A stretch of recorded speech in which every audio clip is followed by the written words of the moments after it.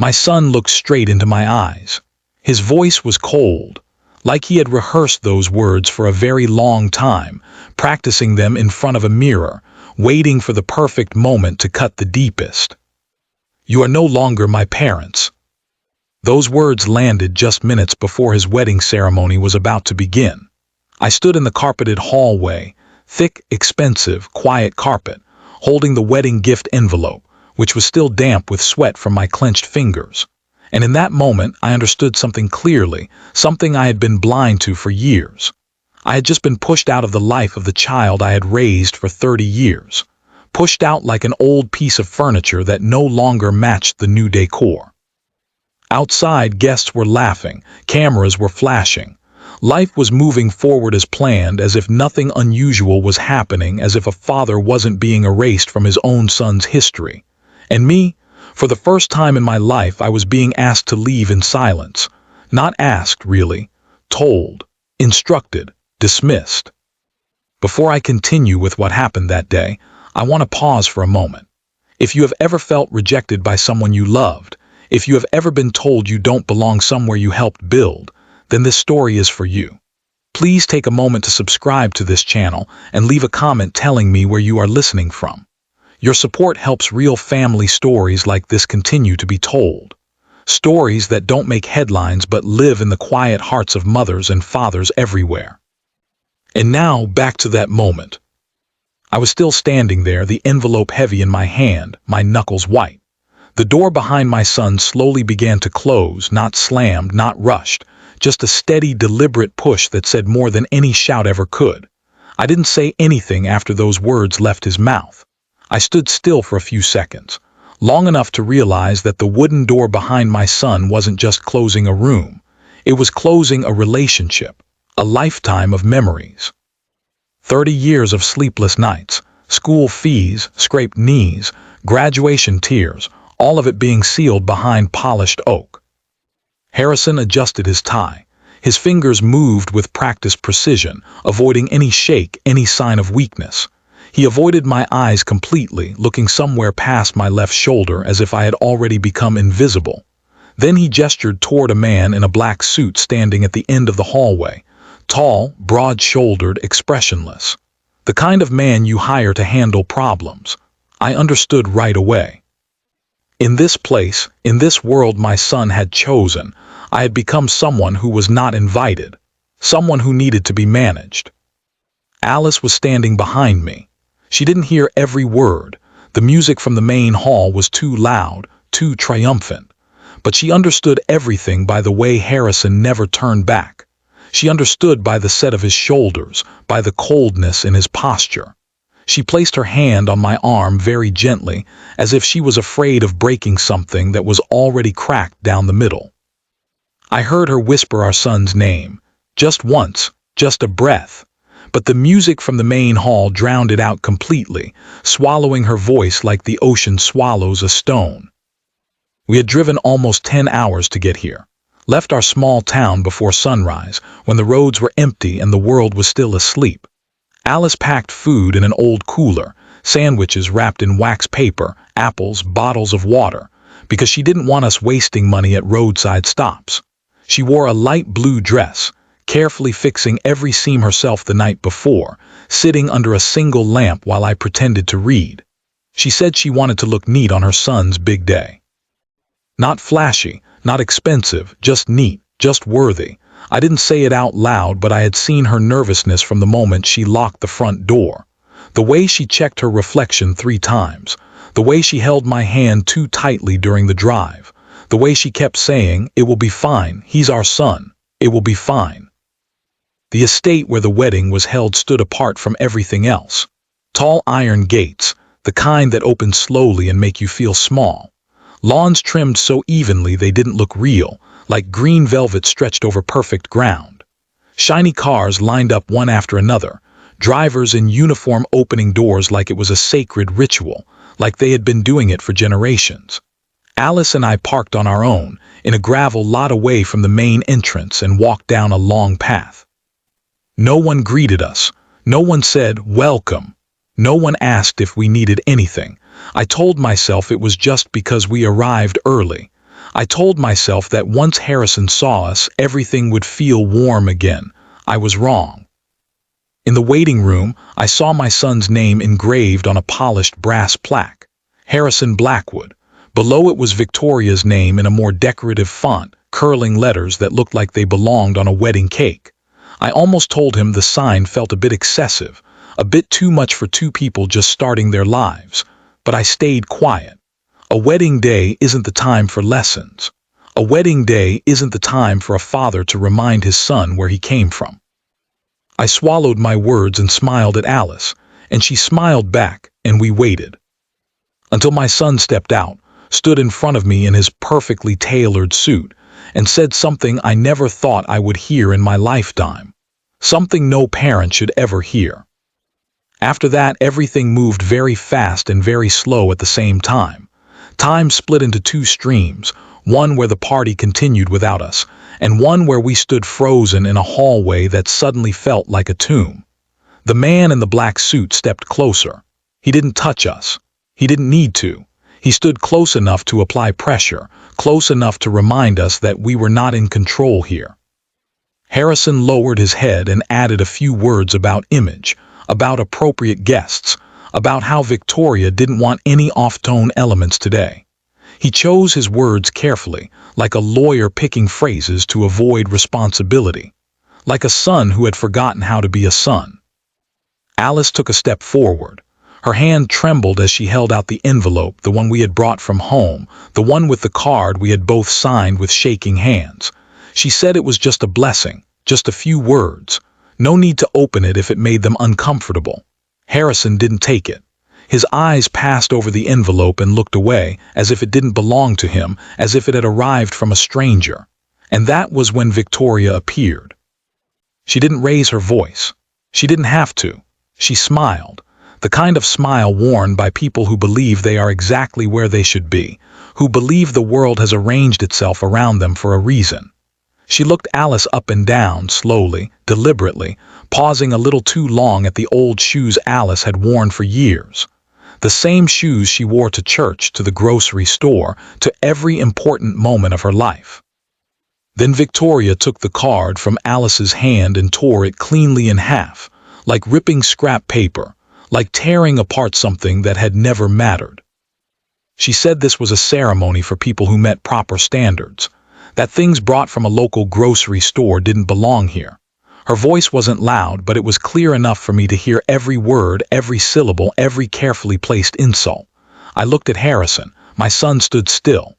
No protest, no explanation, no flicker of the boy who used to run into my arms when he scraped his knee. He didn't look at his mother. He didn't defend her. He didn't even blink. I placed my hand on Alice's shoulder and gently pulled her back.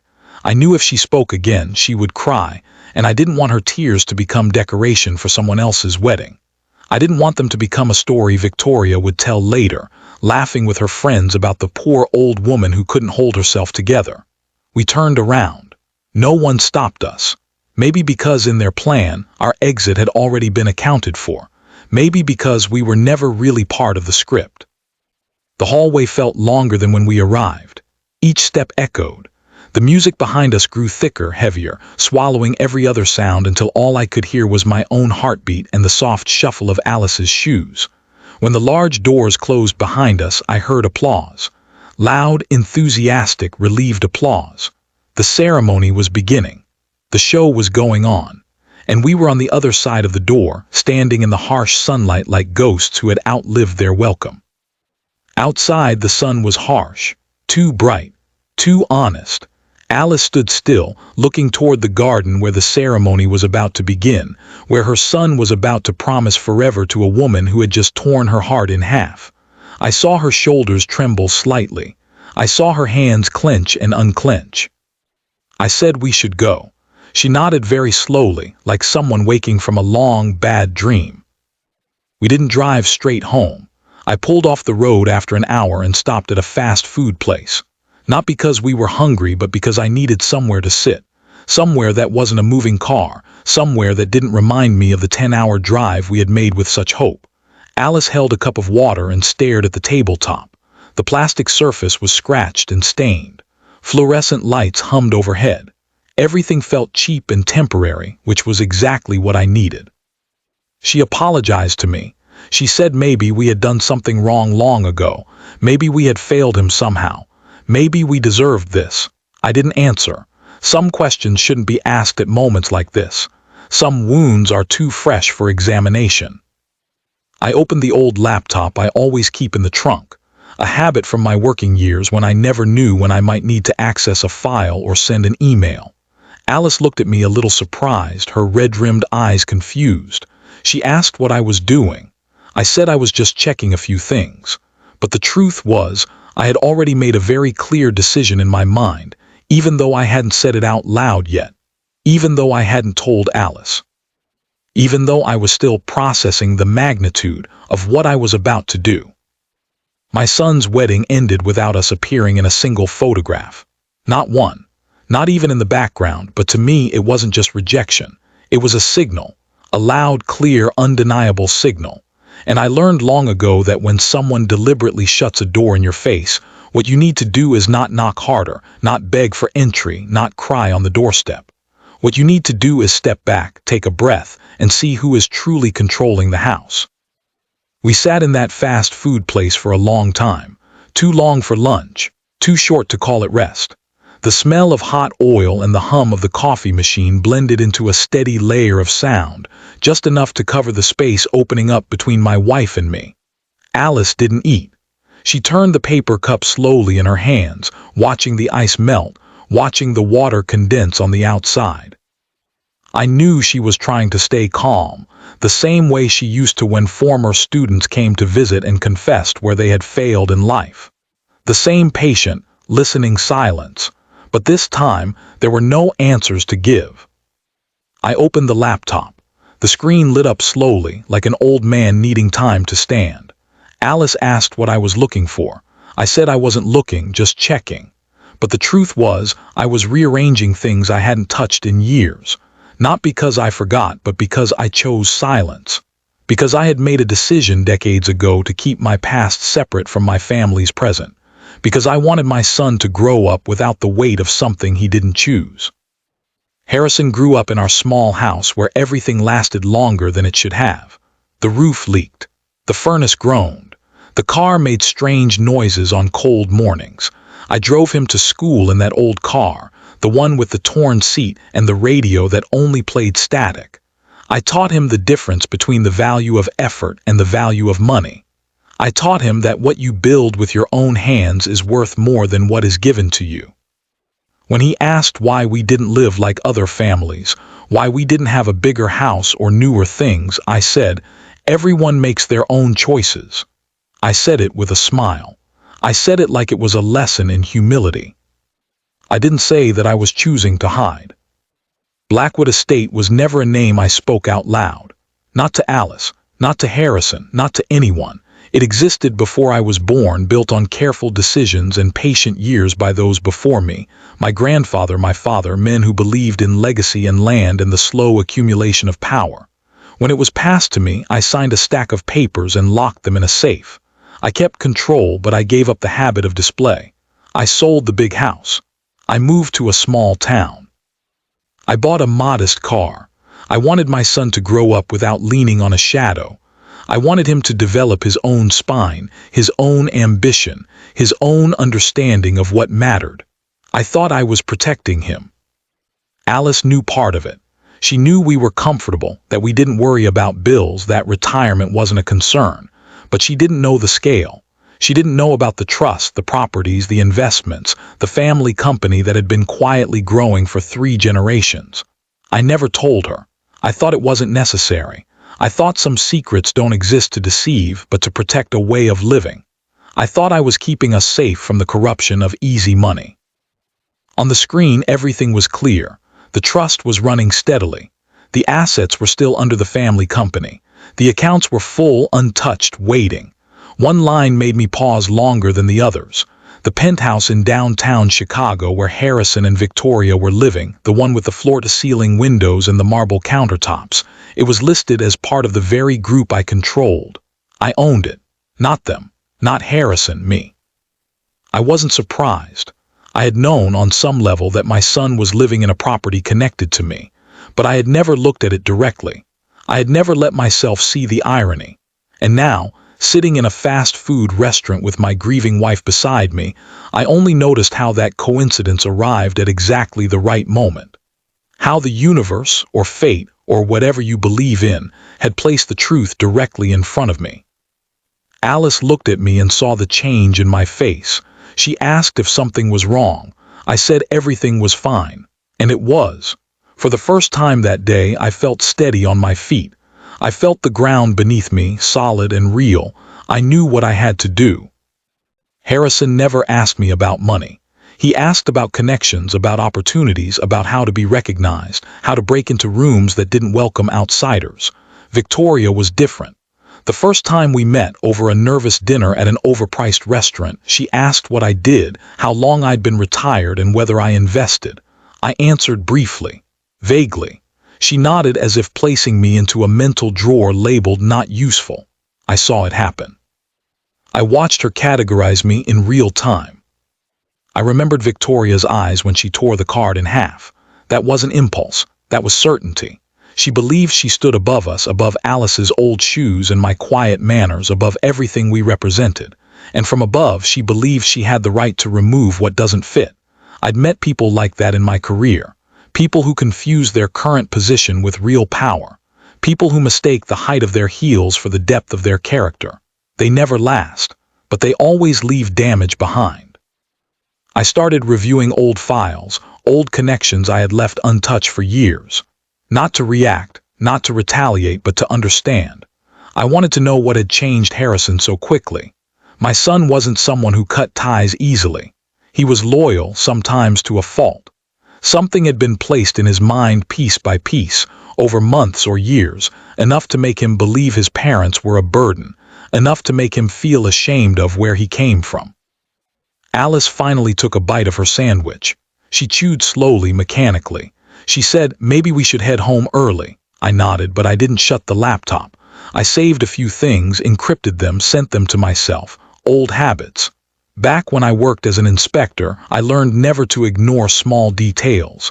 They often lead to very large doors, and I had a feeling I was about to open one. On the drive back, Alice fell asleep. The exhaustion of the day, the 10-hour drive, the rejection, the tears she had held back finally pulled her under. I drove along familiar roads thinking about the years behind us, the choices I had made, the secrets I had kept. I didn't feel angry. I felt regret. Deep, aching regret for a child who chose to cut his roots in order to stand higher. Regret for a wedding day that should have been a beginning but became a pause, a full stop, a door closing. That night when we got home, I opened the safe. It was hidden behind a false panel in my study, behind the books no one ever read. The documents were still there, neat, silent, waiting. I didn't feel like I was preparing to do something drastic. I just knew I couldn't keep standing outside anymore. Not outside my son's life. Not outside the truth. Not to punish him, but to put things back where they belonged. To restore balance. To remind everyone, including myself, that respect cannot be bought and silence is not the same as weakness. I closed the safe and turned off the light in my study. Alice was already in bed, pretending to sleep. She asked if I was okay. I said I was, and this time I believed it, because when the truth is hidden for too long, it doesn't disappear. It just waits. It waits to be faced, and I knew that day had begun. The moment my son turned his back on me in that thick, carpeted hallway in Chicago. I didn't start by confronting my son. I knew that if I did, everything would slide in another direction, one where emotions took control and the truth became distorted, where accusations flew and defenses rose. Instead, I did what I had done for years in my work.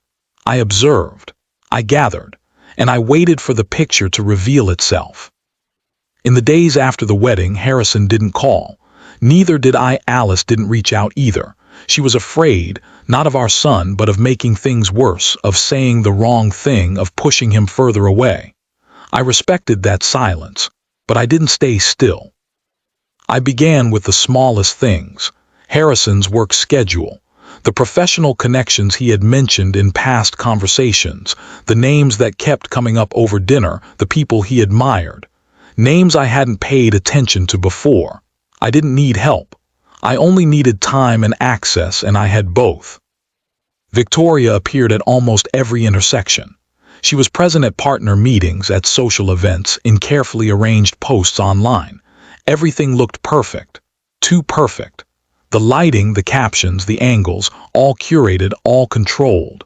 I had learned that when someone controls their image too tightly, they are usually hiding something that doesn't sit right, something that can't survive in natural light.